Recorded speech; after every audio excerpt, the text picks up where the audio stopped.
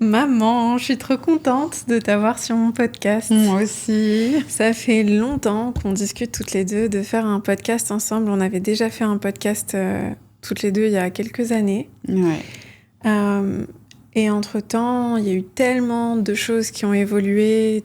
T'as fait un très très gros travail sur toi-même. T'es en train de faire un très gros travail sur toi. Et on a eu beaucoup de discussions toutes les deux ces derniers temps où on s'est dit que ça serait très beau et très bénéfique d'en parler et de partager ça avec un maximum de personnes. Oui. La première question que j'ai pour toi, pour les personnes qui nous écoutent et qui ont envie de mieux comprendre ce que tu es en train de traverser en ce moment, qu'est-ce qui t'a déclenché à faire ce travail sur toi ? Qu'est-ce qui a déclenché cette décision d'aller plus en profondeur à l'intérieur de toi-même, de faire ce travail thérapeutique ? Tu parles de maintenant, à cette période de ma vie, Dans cette période de ta vie. Ou alors avant. Dans cette période. D'accord. À ma période à cette période de ma vie, en fait, qu'est-ce qui a déclenché ? C'est le fait de faire une thérapie avec ma psy et de faire de l'EMDR, qui m'a beaucoup aidée parce que j'ai un très gros problème au niveau du sommeil, c'est-à-dire que je suis tout le temps en alerte pour dormir et je n'arrive pas à dormir la nuit. Et en fait, en faisant de l'EMDR et en ayant mes séances avec ma psy, il y a eu une séance qui était très douloureuse, très difficile à vivre, parce que en fait, elle m'a mis face à mes traumas quand j'étais enfant. Et en fait, elle m'a fait retourner dans le passé, parce qu'en fait, j'avais une amnésie traumatique. Et en fait, je savais que j'avais une amnésie traumatique, mais je crois que je voulais pas voir. Je savais, et mon subconscient savait, mais je ne voulais pas voir. Et en fait, avec le MDR, ça m'a aidé à voir exactement le point du point, la profondeur, la racine de la peur d'être dans ma chambre et de dormir. Voilà. Donc, dormir pour moi, c'est dormir aussi avec de la lumière, mettre une veilleuse, voilà, mettre même plusieurs veilleuses, parce que en fait, ça me rassure, j'arrive à voir ce qui est dans ma chambre. Et donc, elle m'a fait prendre conscience, ma psy, en faisant de l'EMDR, que, en fait, mon père, quand il venait dans ma chambre,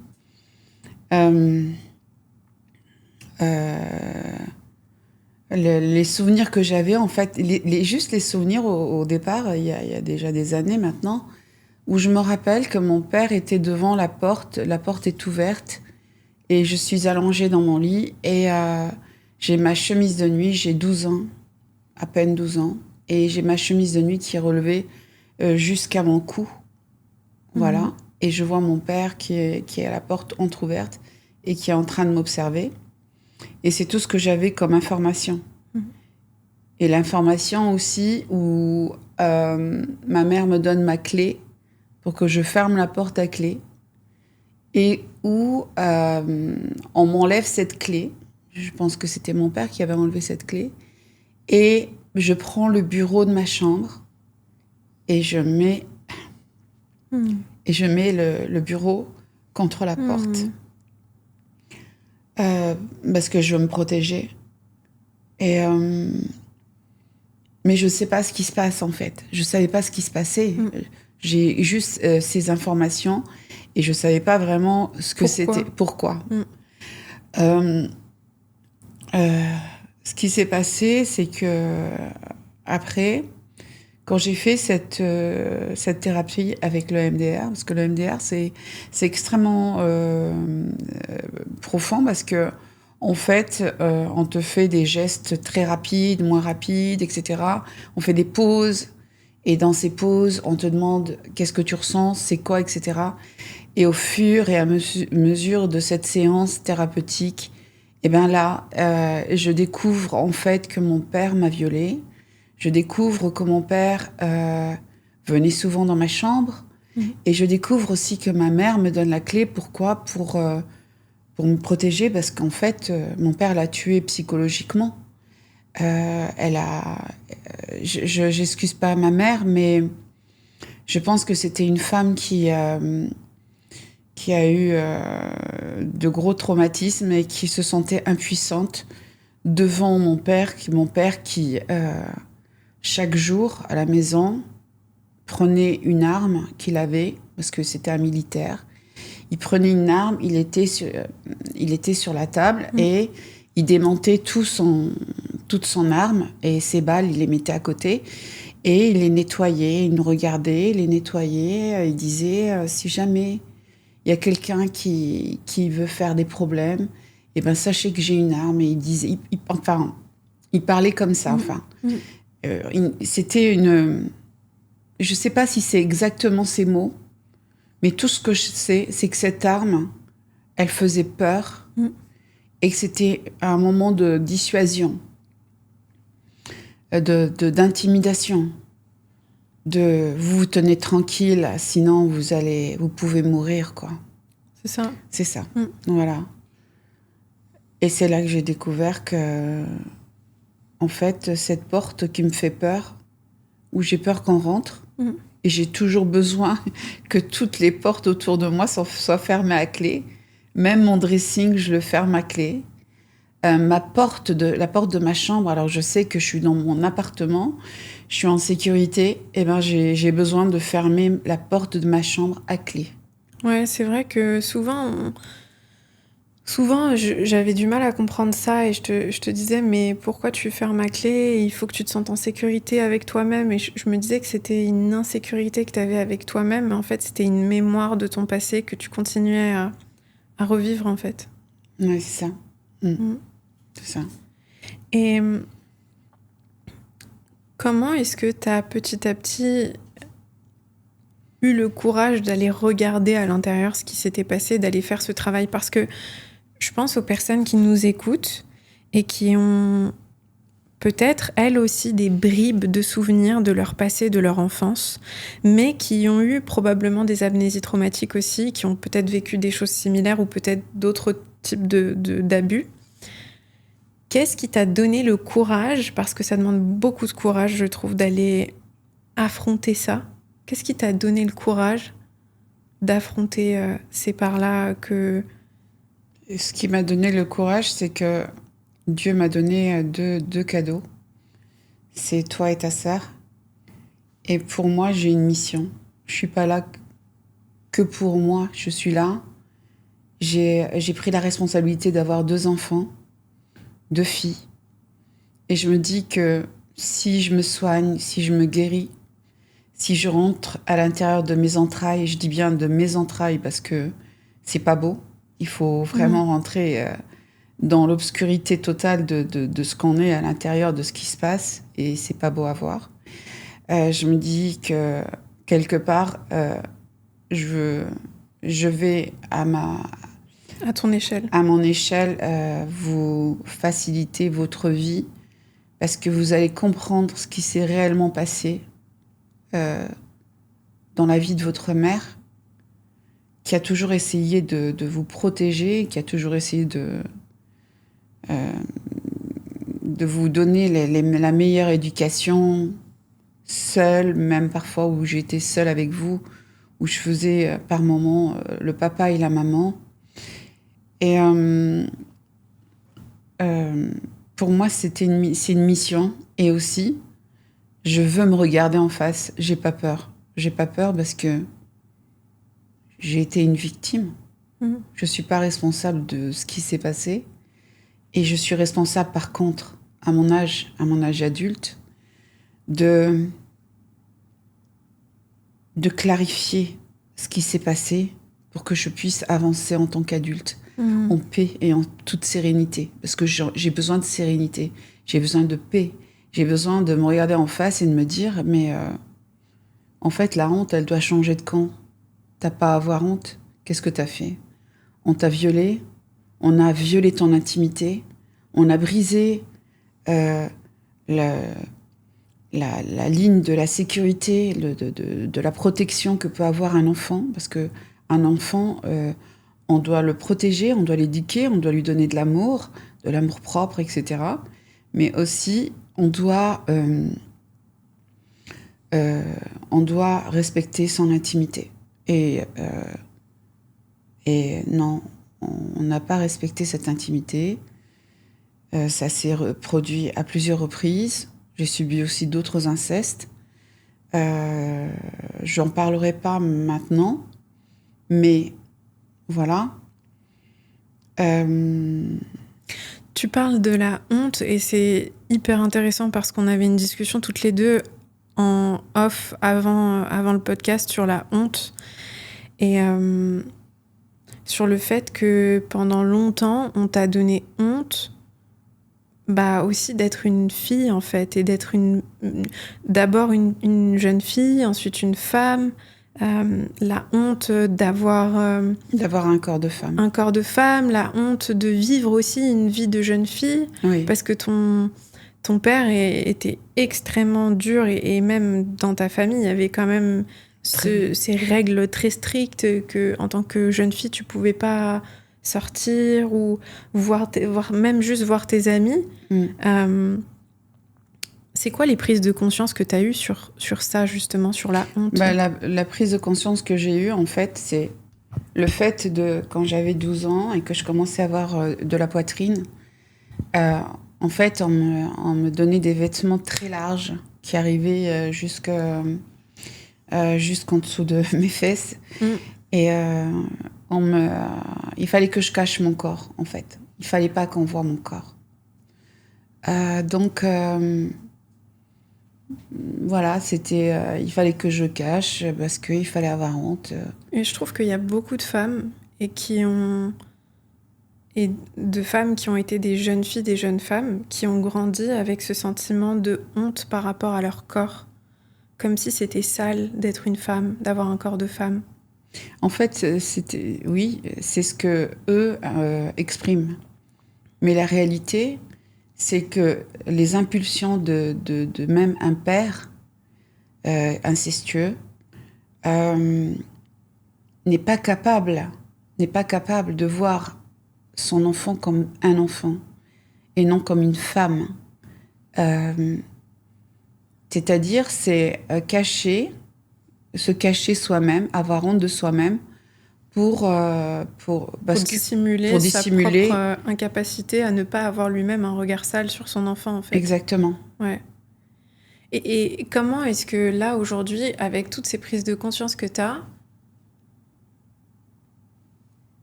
pour les femmes qui nous écoutent et qui ressentent cette honte, qu'est-ce que tu aurais envie de leur dire? J'aurais envie de leur dire, vous n'avez pas à avoir honte. Ceux qui doivent avoir honte, c'est déjà les parents. Moi, je parle de mon père. Je parle de ceux qui savaient aussi. Je parle des aînés qui savaient, mais qui ont gardé le silence, qui ont écouté quand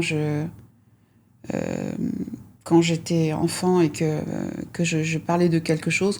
On me faisait taire, il fallait pas que je dise plus de choses, il fallait que je me taise. Quand j'avais l'âge adulte où je pouvais m'exprimer à 30 et quelques années et où je parlais de ça en toute intimité avec certains de ma fratrie où on écoutait et c'est tout. En fait, il n'y avait aucune émotion. Je suis désolée que tu as vécu ça. C'est horrible ce que tu as vécu. Ouais, je suis désolée. Il y a une sorte de déni, en fait. Il y a une sorte de déni. Alors que la personne en question m'avait raconté des gestes incestueux vis-à-vis d'elle. Pourquoi tu penses qu'il y a un déni à ce point-là de la part de... parce que ça, c'est quelque chose que j'ai l'impression que beaucoup d'enfants qui ont été victimes d'abus expérimentent avec leur famille. Quand il va y avoir un membre de la famille qui a commis l'abus, les autres vont presque fermer les yeux. Alors pas toujours, bien sûr, heureusement, mais il peut y avoir cette dynamique où autour, il y a une forme de consentement de silence et de déni et d'ignorance sur ce qui est en train de se passer. En fait, c'est le quoi dira-t-on. C'est-à-dire l'image qu'on va donner à la tante, aux cousins, aux cousines, aux amis, aux gens de la même région du pays qui vont entendre cette histoire, etc. Non, surtout pas. On préfère sauver l'apparence d'une famille aux yeux des autres que d'aller vers le problème, d'aller dans la profondeur du problème, de ressortir le mal pour pouvoir vivre en paix. Et en fait, c'est toi qui dois avoir honte, c'est toi qui dois porter sur les épaules une charge que le bourreau, parce que pour moi c'est un bourreau, un violeur, et il dissimule ses actes en faisant taire quelqu'un qui a été victime. Complètement. Voilà. Donc, c'est toujours les apparences. L'image qu'on va donner aux autres, c'est quelque chose d'extrêmement important. Il faut qu'on donne une bonne image à l'autre. C'est ça. C'est à l'extérieur. Même si à l'intérieur, c'est la poubelle. Je vais sortir faire mes courses. Eh ben, au moins, les gens qui me connaissent autour, il ne faut pas qu'ils sachent ça parce que... voilà, il ne faut pas. Il ne faut pas, c'est la honte. Il ne faut pas qu'on parle du mal de la famille. Il faut vraiment que les gens pensent que c'est une famille extraordinaire. Garder la réputation. Garder la réputation. Garder les bonnes mœurs au niveau de la religion, etc., etc., etc. Et si on parle de l'aspect religieux, après c'est un sujet sensible, mais moi personnellement, et ça c'est mon opinion, ça veut pas dire que c'est forcément la tienne, mais moi je trouve qu'il y a une grosse part de manipulation religieuse aussi là-dessus, parce que il y a une forme d'emprise psychologique qui est exercée, je trouve, avec la religion, de se dire, bah en fait, dans la religion, on dit que c'est pas bien, on dit qu'il faut pardonner, on dit que il faut pas parler des défunts. Ouais. Alors qu'en fait, je trouve justement, normalement, si on prend le concept de la religion au sens large, la religion, son objectif, normalement, c'est censé nous rapprocher de Dieu. C'est censé être une manière de vivre qui nous rapproche de Dieu et qui donc nous rapproche de l'amour. Mais on ne peut pas, de mon point de vue, se rapprocher de l'amour en étant dans le déni de ce qui nous empêche d'expérimenter l'amour. Parce que ces choses que toi, t'as vécues dans ton enfance ou que d'autres ont vécues aussi en tant qu'abus avec leurs parents, leur famille, c'est des marques, c'est des éléments qui viennent se poser et qui te coupent de l'amour intrinsèque qui existe à l'intérieur de toi. Ouais, c'est des fers qui ont été... Mais si tu les ignores, bah, ils continuent à avoir de l'emprise sur toi. Oui, absolument. Si tu restes dans le silence... Le problème, c'est l'entourage. Où est-ce que tu vas te mettre ? Ouais. Moi, j'ai toujours voulu être loin de ma famille. Parce que je n'arrivais vraiment pas à être moi-même. Et quand j'essayais d'être moi-même, on me réduisait au silence. Tu fais toujours des problèmes. Tu vois, des choses chiante, comme ça. Tu lâches oui. pas le... Oui. Là, j'ai fait des vidéos sur TikTok où je parle ouvertement et pas assez ouvertement encore parce que j'ai encore un petit peu de retenue. Parce que quand on vous fait peur et qu'on vous culpabilise, qu'on vous intimide, qu'on vous dissuade et qu'on vous dit voilà, ça c'est pas bien, tu vas faire du mal à la famille, c'est grave, c'est très grave ce que tu dis, va faire tes prières, il faut que tu ailles faire tes prières. Oui, comme quoi Dieu va te punir aussi. Oui, on parle pas des morts. J'ai envie de dire, je suis désolée, je suis vivante. Je suis bien vivante là. Je suis pas morte. Je suis pas enterrée. J'ai besoin d'en parler, ça fait partie de ma thérapie. Ça fait partie de ma guérison. Et sans ça, sans parler de ça, je pourrais jamais guérir parce que c'est comme si je mentais à moi-même. Et j'en ai marre de me mentir. J'en ai marre d'être la personne qui a une alerte dans la tête et qui est toujours en alarme rouge, en vigilance. Et dans cette vigilance, en fait, je regarde autour de moi et je regarde et je dis, il faut que j'anticipe ça, il va falloir que je fasse ça, il faut que je trouve une solution pour ça, il faut que tout le monde autour de moi soit bien, il faut qu'il y ait le calme. Parce que aussi, il faut dire une chose, c'est que moi, j'ai été fouettée par mon père. Et j'ai été frappée, fouettée, pour rien. Il y avait aucun motif. De toute façon, il n'y a jamais aucun motif pour faire ça. Oui, mais là, pas du tout. Ouais. Le fait de prendre un chemin, quand j'avais 11 ans ou 12 ans, je prends un chemin et... Après l'école, je sors de classe avec elle. J'étais au collège. Je pense qu'on était en 5e ou quelque chose comme ça. Et elle avait perdu sa maman. Tu parles d'une amie à toi ? Une amie, une amie, oui. Une amie à moi qui était au collège. Et elle a perdu sa maman. Elle a ses 2 petits frères dont elle s'occupe. Elle a un père qui est alcoolique. Le père est complètement alcoolique et quand il rentre bourré, ce qu'il fait, il frappe ses enfants, mais il les frappe d'une façon horrible. Et donc, moi, elle chantait tout le temps, on était toujours toutes les deux, et elle me chantait tout le temps des chansons de Marilyn Monroe. Et je prenais du plaisir, j'étais sa première fan et tout, voilà. Et pour lui faire plaisir, je lui ai dit, écoute, je vais te raccompagner, je sais que c'est dur pour toi en ce moment, je vais t'accompagner parce qu'elle avait peur de partir. Et puis moi, j'étais très... j'étais pas kamikaze, mais j'avais peur de rien, en fait. Et donc, je l'accompagne et je prends un chemin qui n'a rien à voir avec le chemin que je prends habituel. Mon père est en voiture, il me voit et il me regarde. Mais quand on voit le regard de mon père, c'est pas la peine de dire quoi que ce soit, t'as compris. Et il me fait... Et je rentre à la maison et là... Il prend la ceinture, soit c'était la ceinture, soit c'était le fil... Le câble bien noué, bien épais. Et il commence à me frapper. Et là, je simule un malaise pour qu'il arrête parce que c'est trop douloureux. Voilà. C'est ça le truc. Oui. Mais ça, c'était pas cette fois-ci. Là, c'était avec la ceinture.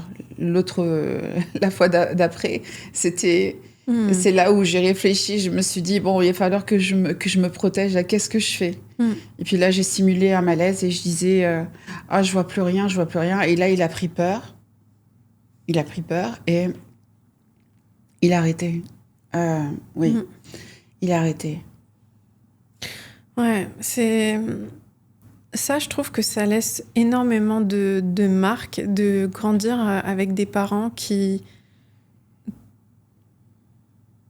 te maltraitent et qui sont abusifs psychologiquement, verbalement, physiquement, sexuellement ou toutes sortes d'abus, où tu grandis en te disant il faut constamment que je fasse aucune erreur parce que si je... Tu vois, même prendre ce chemin-là pour accompagner ton ami, en fait, il n'y a rien de mal dans ce que tu as fait. Et pourtant, tu le vis comme si tu avais fait quelque chose de super grave, en fait. Oui, très grave. Très, très grave. Ouais. J'ai pas pris le chemin comme un... Et ça, c'est même une métaphore, tu vois, pour la vie. C'est si je prends pas le chemin que les figures d'autorité autour de moi ont tracé pour moi... en fait, je vais me prendre des coups, en fait. Ouais, c'est ça. Et du coup, il faut que je fasse ce que les autres me disent. Il faut que je réponde à une autorité extérieure parce que je peux pas faire confiance en ma propre autorité pour choisir mon chemin à moi. Et si je choisis mon chemin, je serai en danger. Oui. En fait, j'ai voulu soutenir quelqu'un qui était en souffrance parce que, de toute façon, c'est l'histoire de ma vie, ça.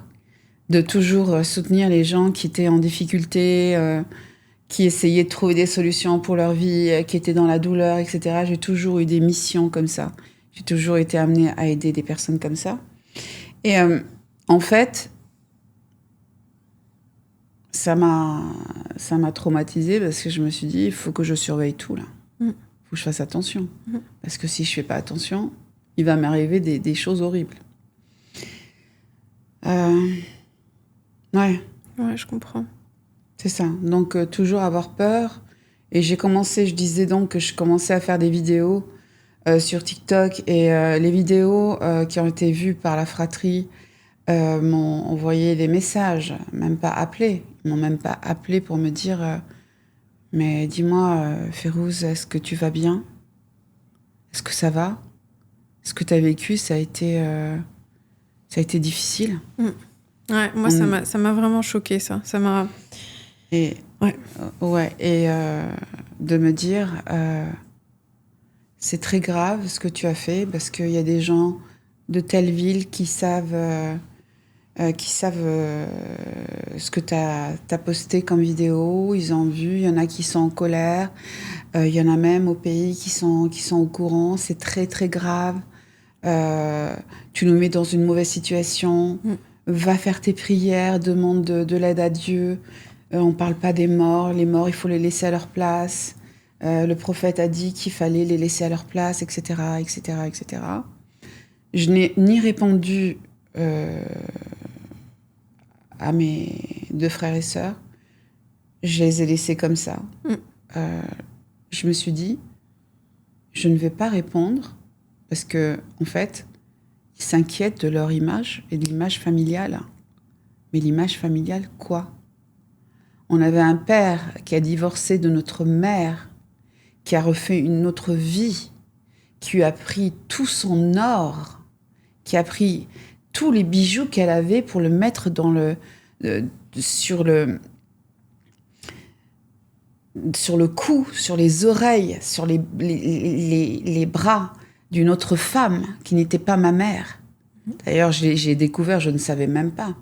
Le jour où ma mère m'a dit, ma fille, va voir ton père, maintenant qu'il a un nouvel appartement, va voir ton père. Je te demande de le faire pour moi. Moi, j'allais pas du tout voir mon père. Il n'était pas question que j'aille voir mon père. Et j'y suis allée. J'ai découvert sa femme. Et j'ai découvert sa femme portant les bijoux sur ses oreilles, sur le cou, sur les poignets. Elle avait tous les bijoux de ma mère. Et là, je me suis levée et je l'ai regardée. J'ai dit, vous m'invitez pour que j'admire ça? Vous avez les bijoux de ma mère? Mais il n'est pas question. Non. Et je suis partie. T'as bien fait. Et j'ai plus jamais remis les pieds chez mon père. On me le reprochait, mais attendez. Mais ton père... Est-ce que je suis folle ou j'ai un minimum de conscience sur ce qui se passe? Parce que mes frères et sœurs, ils étaient dans le déni. Oh, il valait mieux ça, il fallait que... Maman, elle voulait être en paix, elle voulait être en sérénité, elle voulait être tranquille. Tout ce qui l'importait, c'est d'être en paix. Je trouve ça fou, le niveau de déni de la famille, en fait. Le niveau de... Qu'est-ce que les gens sont prêts à faire dans une famille, dans un écosystème familial, pour éviter de faire face à l'inconfort de la vérité ou l'inconfort de ce qui se passe réellement, tu vois. Quand il y a du manque de respect, parce que c'est un manque de respect énorme de prendre les bijoux de ta mère pour les donner à sa nouvelle femme. Oui. Pour moi, c'est un manque de respect inimaginable. Et tout le reste autour, tout l'abus autour, toute la manipulation autour, et les plus grands, c'est-à-dire que les aînés valident. Ils valident ça. Parce qu'il y a une emprise. Ils veulent pas se battre pour ça. Mais parce qu'il y a une emprise, en fait. Il y a une emprise, et il y a la peur de mon père avec son histoire de pistolet. Parce que voilà, il faisait peur avec son pistolet. Il y a la peur aussi de perdre l'amour des parents. Oui, oui, tu as raison. Tu as complètement raison, c'est vrai. C'est vrai. Parce que si tu dis la vérité ou si tu oses te mettre face à la vérité, bah ça veut dire que du coup, tu peux faire des reproches à tes parents. Tes parents ne sont plus ces êtres idéalisés, divins que tu peux projeter. Oui, mais moi, mon père, en fait, je l'ai haï depuis toujours. Je le détestais, mon père. Et là, tu le détestes toujours, ton père? Je lui en veux, oui. Je lui en veux. Avec ma conscience et mon subconscient, je lui en veux. Parce qu'il ne m'a pas protégée. Il m'a pas donné d'amour propre. Il a fait une femme, en fait, il a éduqué une fille qui est devenue une femme adulte qui a peur des hommes. Oui, qui a peur des hommes. Parce que j'ai beaucoup d'hommes autour de moi qui me... parce que je suis divorcée maintenant, ça fait 6 ans que je suis divorcée, enfin, que je suis séparée. 4 ans plein que je suis, même plus que 4 ans, que je suis divorcée officiellement. J'ai eu plusieurs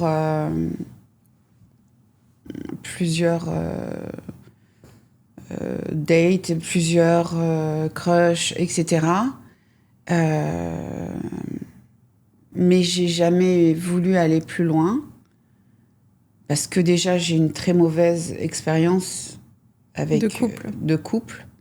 Très, très mauvaise expérience de couple. Traumatisante même. Donc, ce qui fait que, pour moi, l'homme, même s'il y a des hommes qui sont extraordinaires, et j'en vois tellement des hommes qui s'occupent de leurs enfants, qui s'occupent de leurs femmes, qui sont juste là pour essayer de faire la différence, en fait. Ouais, totalement. Et ça, je les admire beaucoup, ces hommes-là. Ils sont extraordinaires. Ils sont exceptionnels, ouais. Ils sont exceptionnels. Et je dis que ça existe. Il y a des hommes comme ça. Malheureusement, je dirais qu'à 90%, ma génération, c'est autre chose. C'est ce que je pense. Vraiment, c'est ce que je pense. C'est 90%, par rapport à mon expérience. Je vois des hommes qui ont peur de vieillir. Ils ont tellement peur de vieillir qu'ils ont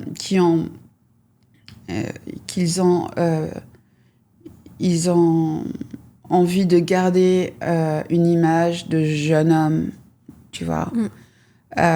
Et alors, ils ont besoin d'avoir à leur côté des jeunes femmes, parce que en fait, ils se sentent vivre comme ça, ils se sentent... Leur ego est servi.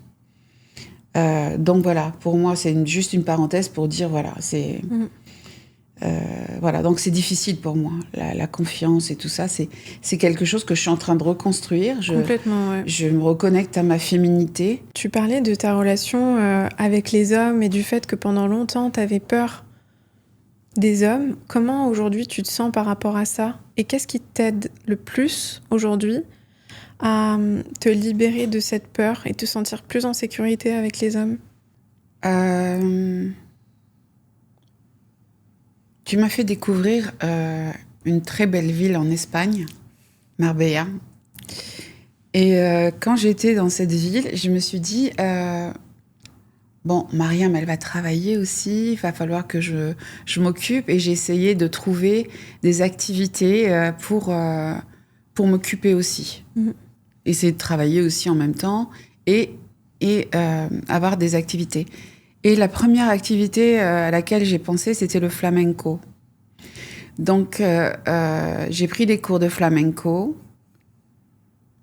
Et pendant les cours de flamenco que j'ai pris avec mon professeur Charo, elle est extraordinaire parce qu'en fait, cette danse, c'est une danse de l'âme. C'est une danse du cœur. C'est un espace où tu peux exprimer ta colère, ta joie, ta tristesse. Et j'ai trouvé tout ça avec elle. Il est arrivé un moment où elle m'a fait danser les pas que je faisais, la musique, le chanteur, la vibration, le ton de la voix, l'émotion que je ressentais dans ce que la personne chantait. Parce que il faut savoir que la danse de flamenco, c'est... La danseuse, elle commence à danser et il y a le guitariste et la chanteuse, ou le guitariste et le chanteur, qui commencent, il écoute, il les regarde, les pas, il écoute les pas de danse, il regarde la façon dont elle danse, qu'est-ce qu'elle exprime, et lui se met à la guitare et commence à exprimer... Incroyable. Voilà. Donc ça, c'est extrêmement profond. Et pour moi... faire une pratique, c'est toujours avec le cœur, avec l'âme. C'est pas que de la technique. La Non, technique, c'est c'est bien, c'est de l'art, voilà. Et je me suis retrouvée dans ça. Je me suis dit, ouais, c'est mon corps. Et là, je commençais à faire des gestes, ouvrir mes bras, faire des, tu vois. Et ça m'a fait du bien. Et il arrivait pendant la fin du cours, où en écoutant un chanteur, où on commençait à danser, où je suivais mon professeur, et ça libérait des choses là, à l'intérieur, là. Et là, je me disais, mais qu'est-ce qui se passe, là? J'ai quoi? Qu'est-ce qui m'arrive? Et je pleurais parce que je me disais, eh ben là, je suis en train d'exprimer ce que je ressens vraiment et ce qui est à l'intérieur de moi. Et c'est comme si je sortais la femme, la vraie femme. La vraie femme qui est en moi. Tu vois? 100%. J'adore. Et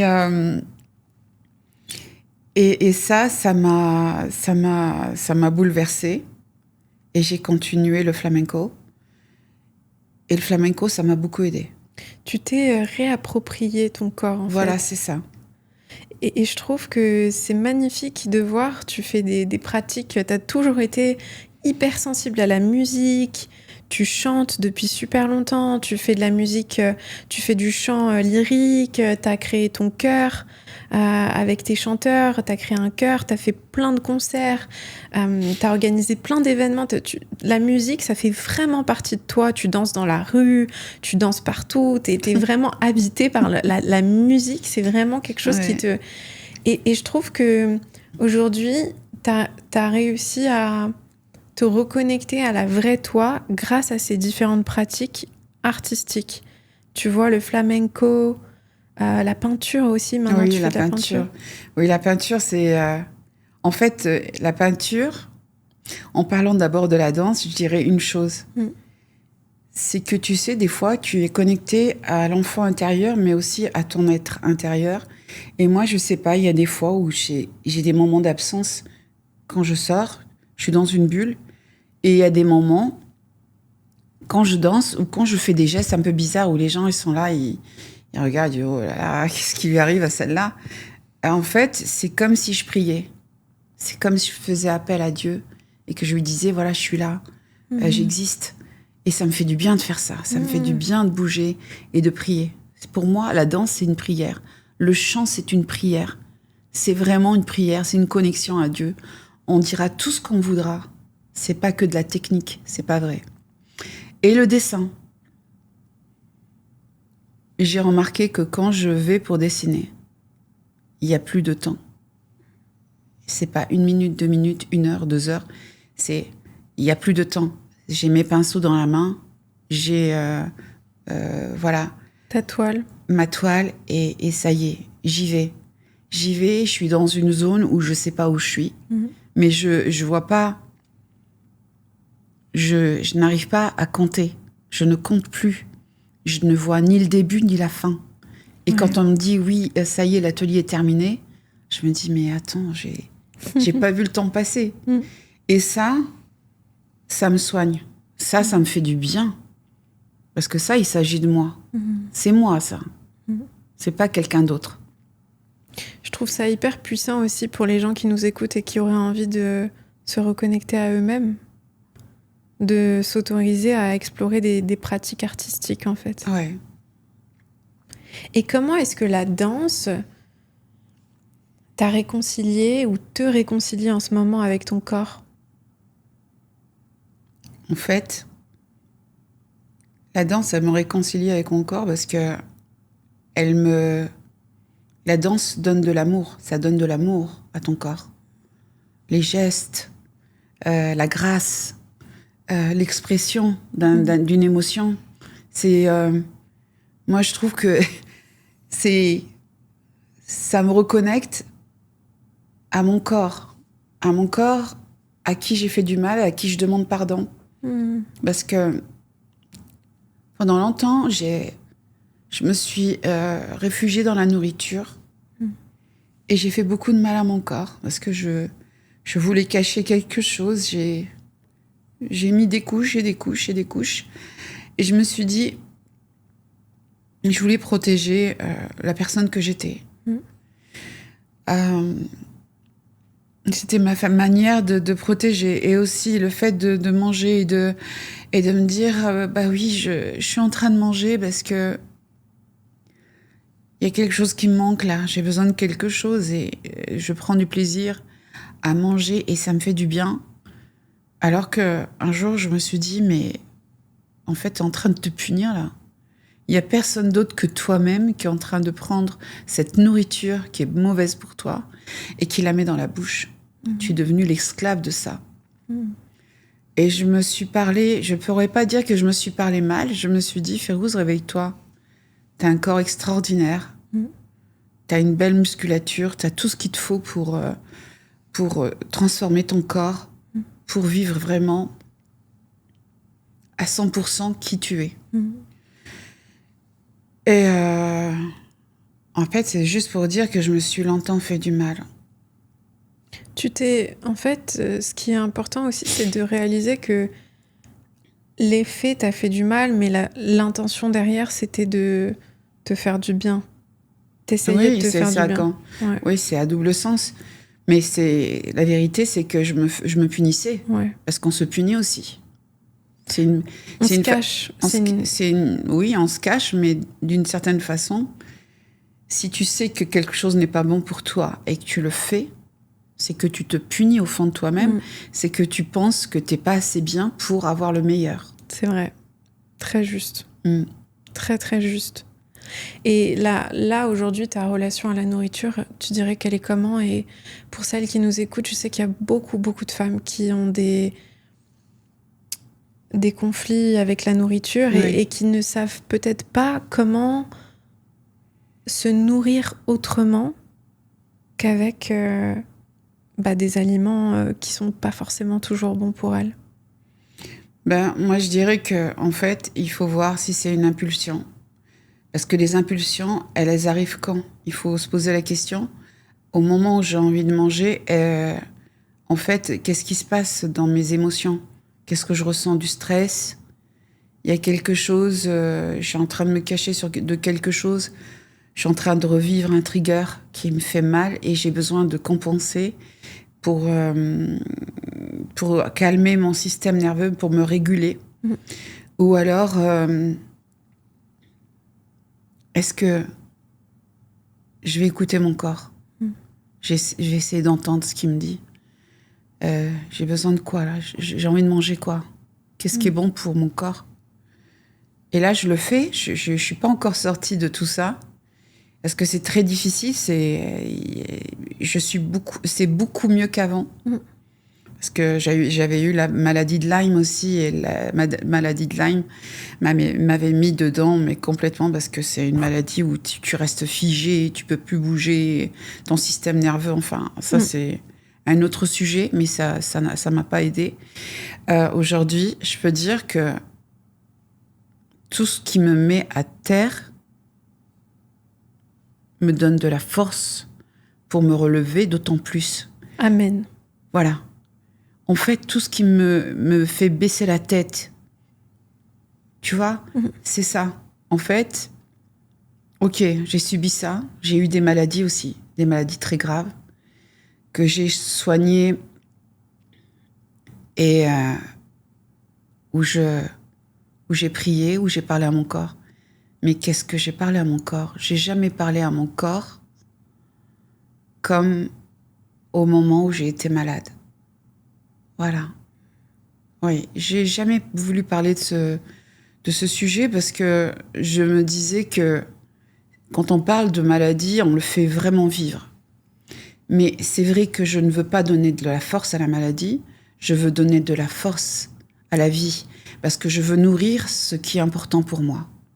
Et ce qui est important pour moi, c'est la vie. C'est vrai, et en même temps, je trouve ça magnifique que tu oses en parler parce que je crois que ça peut donner beaucoup d'espoir et de foi aux personnes qui nous écoutent et qui peut-être elles-mêmes ont des challenges avec leur santé ou qui connaissent des personnes autour d'elles qui ont des problèmes graves de santé et qui peut-être croient que bah en fait, si les médecins disent que c'est pas possible, et bah que ce sera pas possible, alors qu'en fait, c'est possible. Et toi, t'en es la preuve vivante parce que t'as réussi à guérir de quelque chose Qui me condamnait. qui te condamnait, ouais. Ouais. Et en fait, t'as été... Ouais. Oui, parce que en fait, c'est ce qui se passe, c'est quand on est malade, c'est comment vous l'accueillez. Le médecin qui est en face de vous, les mots qu'il va prononcer, c'est très important. J'ai vu plusieurs médecins et j'ai choisi le médecin qui me donnait des challenges pour me battre. Je vais te dire qui c'est le docteur Spielman. Mark Spielman. Mark Spielman. Ouais. Docteur Spielman, pour moi, c'est un médecin hors norme. Exceptionnel, ouais. Il est exceptionnel. Je pense que Dieu lui a donné la mission de guérir les gens. Il a été missionné et c'est quelqu'un d'excellent. C'était juste une parenthèse pour lui rendre hommage parce que c'est vraiment quelqu'un d'extraordinaire. C'est clair. Voilà. Oui, et la maladie, en fait, c'est comment vous l'accueillez, qu'est-ce que vous vous dites. On m'a mis par terre, on m'a humilié, on m'a abandonné, on a cru que j'allais mourir, peut-être. Eh ben non, je vais me battre. La vie est tellement belle. Je trouve que même respirer, c'est une grâce. C'est une grâce de Dieu, vraiment. Dans chaque chose que Dieu donne, on a la chance de respirer, on a la chance de marcher, on a la chance de voir, d'entendre, de nager même des fois, aller être juste en face de la mer, regarder la mer, c'est une grande chance. Et je trouve que tout ça, ça nous remplit, ça nous nourrit. Il faut nourrir son âme avec ce que Dieu nous a donné. Et pas nourrir son âme avec les gens médisants, les gens qui vous culpabilisent, les gens qui vous intimident, les gens qui vous dissuadent, les gens qui veulent pas que vous existiez. Pourquoi c'est important de briser le silence et de pas se plier à ce que les gens attendent de toi, même quand c'est ta famille? Parce que ça te libère. Et tu comprends que tu n'as rien fait de mal, que tu as été quelqu'un de très bien, que tu as œuvré toute ta vie pour faire du bien autour de toi, d'anticiper les malaises, d'anticiper les choses où, pour des gens qui avaient besoin de solutions, etc., etc., etc. Toujours nourrir ceux qui étaient des vampires et qui m'ont, qui m'ont aspiré le sang. Ils ont aspiré mon sang. Ils m'ont utilisé, ils m'ont optimisé dans le travail que j'ai fait, là, quand j'ai travaillé et qu'on a pris mon argent, que j'étais jeune, hein, j'étais très jeune, de quelle façon on m'a traitée, dans quelles conditions j'ai dormi quand j'étais très jeune. C'était terrible, hein. Mais j'ai retrouvé un refuge. J'avais une amie, Isabelle. Isabelle Nicolas Nelson. Je donne son nom de famille parce que c'est un être à part, c'est mon amie. Et les moments où j'arrivais à me reposer, à dormir bien, comme il faut, elle m'accueillait chez elle. Elle avait une maison, une très belle maison, avec son papa, sa maman et ses 2 frères. Et elle partageait sa chambre avec moi. Et c'était les week-ends où on faisait la fête. On allait zouker ensemble. C'était sympa et tout. On partageait des moments où on était tout le temps dans les délires. Elle dansait tellement bien.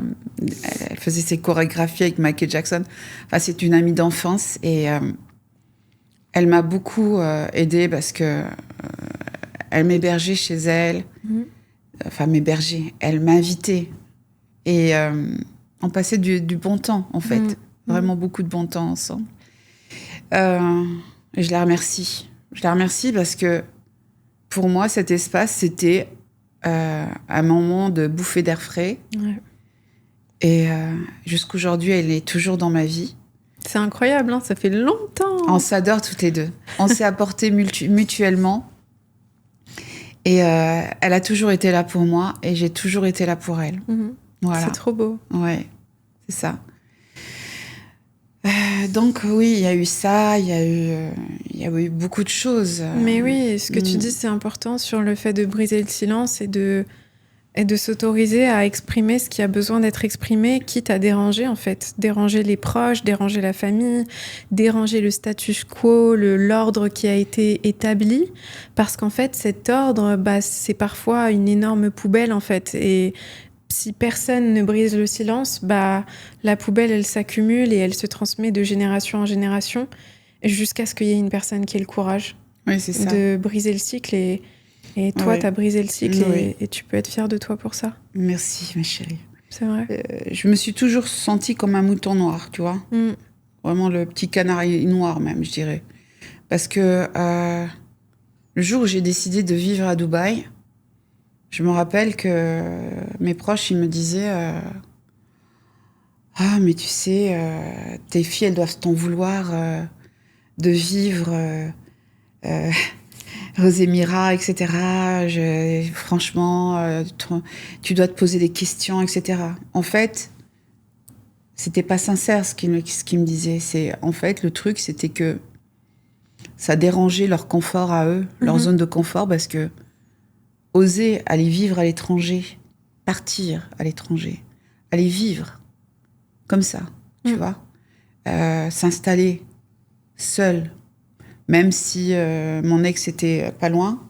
Et voilà, je veux dire par là que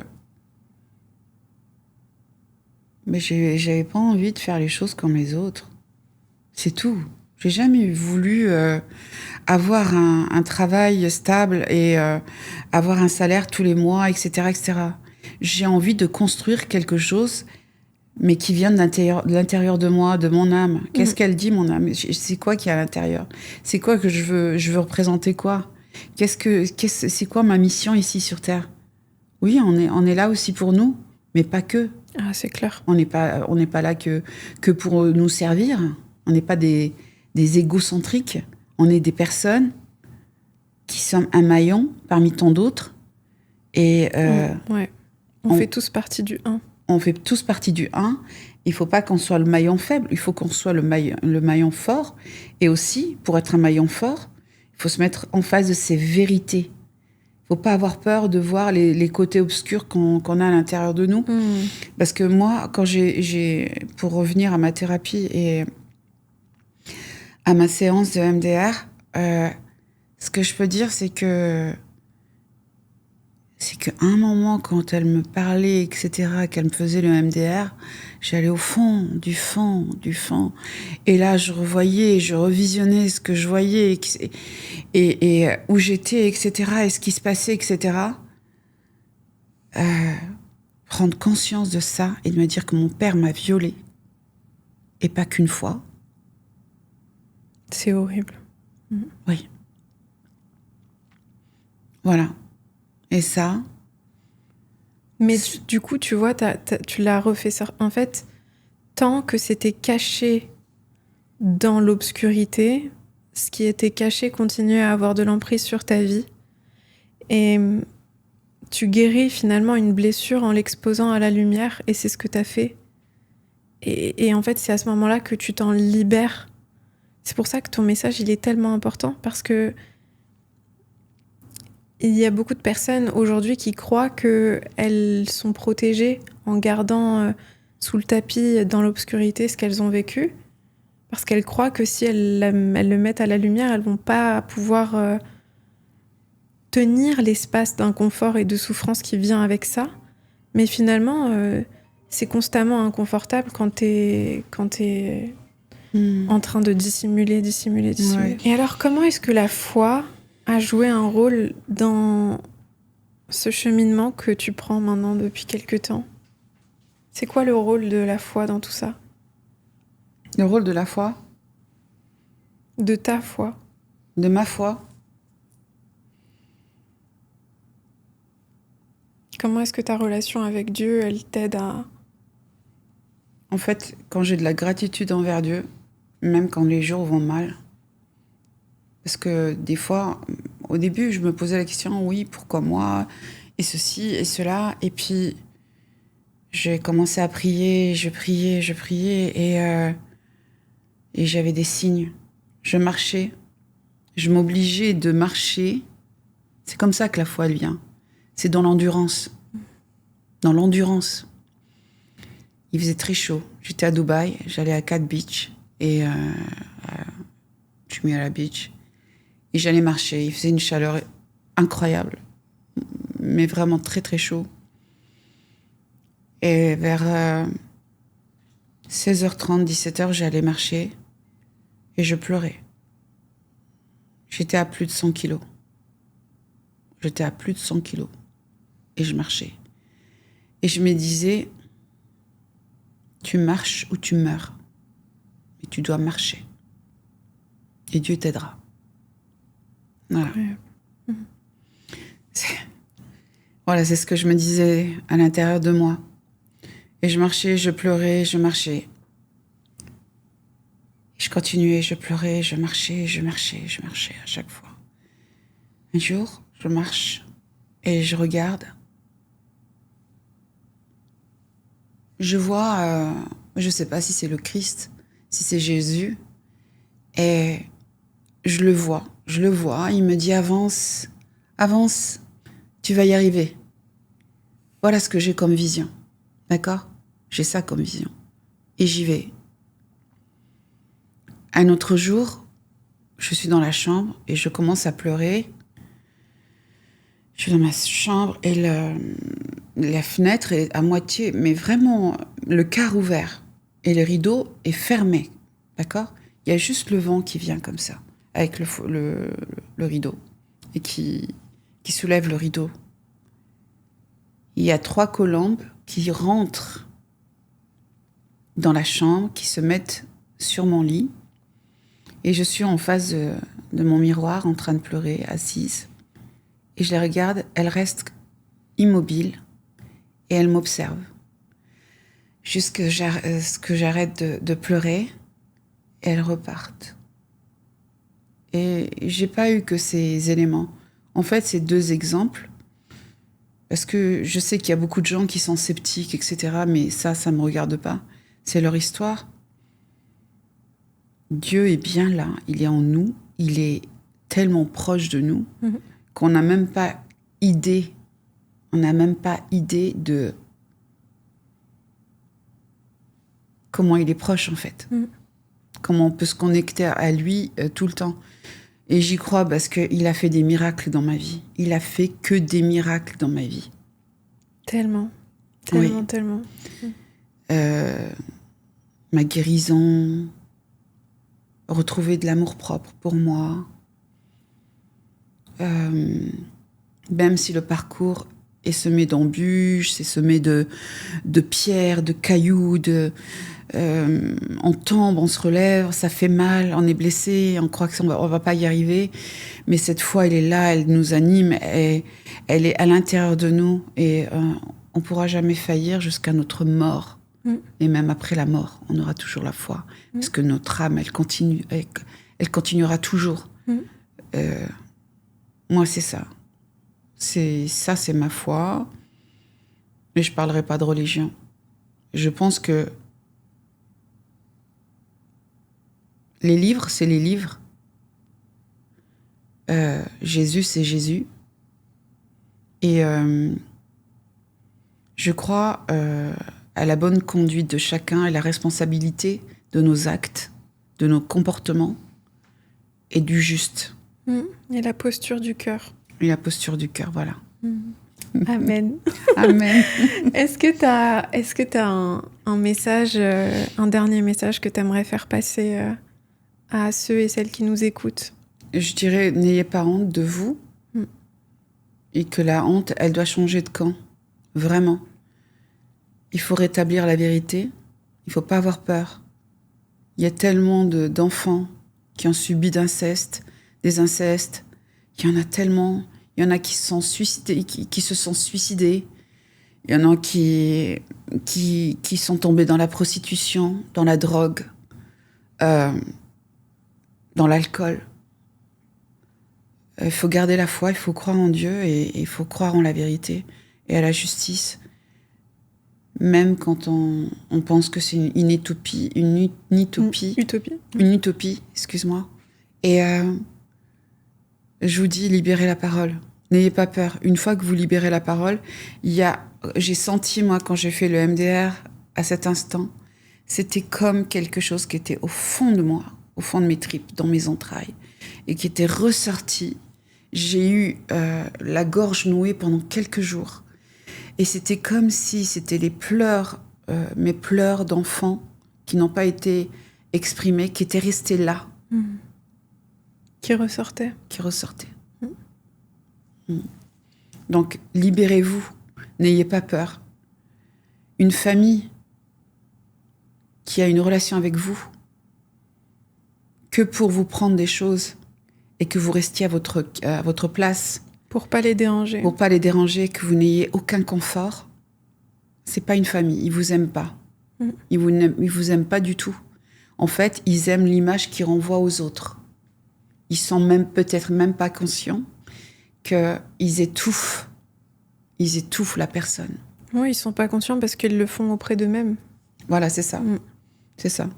Ils sont comme ça avec eux-mêmes aussi. Oui, je suis d'accord. Alors, alors il faut vous libérer. Il faut pas avoir peur de vous libérer. Il faut vraiment parler, libérer la parole. C'est libérer votre enfant intérieur qui a des menottes, qui a des chaînes. Il faut les briser, les chaînes. Il faut pas avoir peur. Quand vous libérez votre âme. Et aussi. Vous libérez les autres aussi. Et les autres aussi. Parce que vous savez, c'est comme si vous étiez une bougie ou une lumière et les gens qui vont être à côté de vous, ils vont s'illuminer, chacun. Et après, ça fait une très grande lumière. Magnifique. Voilà. C'est un peu enfantin ce que je vous dis, mais un peu utopique, mais... C'est pas utopique, c'est vrai. C'est ce que je ressens, voilà. Merci maman, moi je suis trop fière de toi. Merci mon cœur. Je suis tellement admirative et inspirée par ce que tu fais, par le courage que tu as, l'initiative que tu as prise comme ça de t'exprimer dans tes vidéos, d'oser exprimer tout ce qui avait été enfoui pendant toutes ces années. Pour moi, tu me donnes un exemple extraordinaire, vraiment, et cet exemple, il va me porter toute ma vie, moi et Choquette aussi, je suis sûre que ça va la porter.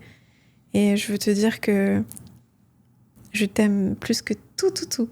Moi aussi, je t'aime. Je t'aime, mais je suis tellement fière de toi pour la puissance que tu as, le caractère que tu as et toute la mission que tu fais, tu as et que tu exerces auprès des personnes qui te suivent et à qui tu donnes la lumière aussi. Merci mon ange. Franchement, je suis très fière de toi. Merci ma vie. Tu es une femme exceptionnelle. Toi aussi. Et ceux qui t'ont dans leur vie, qui croisent ton chemin, ils ont beaucoup de chance. Beaucoup de chance. Merci mon ange. Et je vais rajouter que je suis très fière de toi et de Choquette. Mes filles, c'est une très grande fierté pour moi.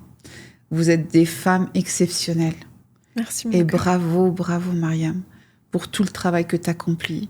Et ce que tu donnes comme message aux femmes, c'est de l'espoir. Merci mon ange, merci mon que cœur. Dieu te bénisse, merci. J'espère que cette conversation vous a inspiré, qu'elle vous a apporté la lumière et les déclics dont vous aviez besoin. Et puis n'hésitez pas à nous mettre vos commentaires sous la vidéo, à nous partager ce que vous avez ressenti. Et je vous envoie énormément d'amour.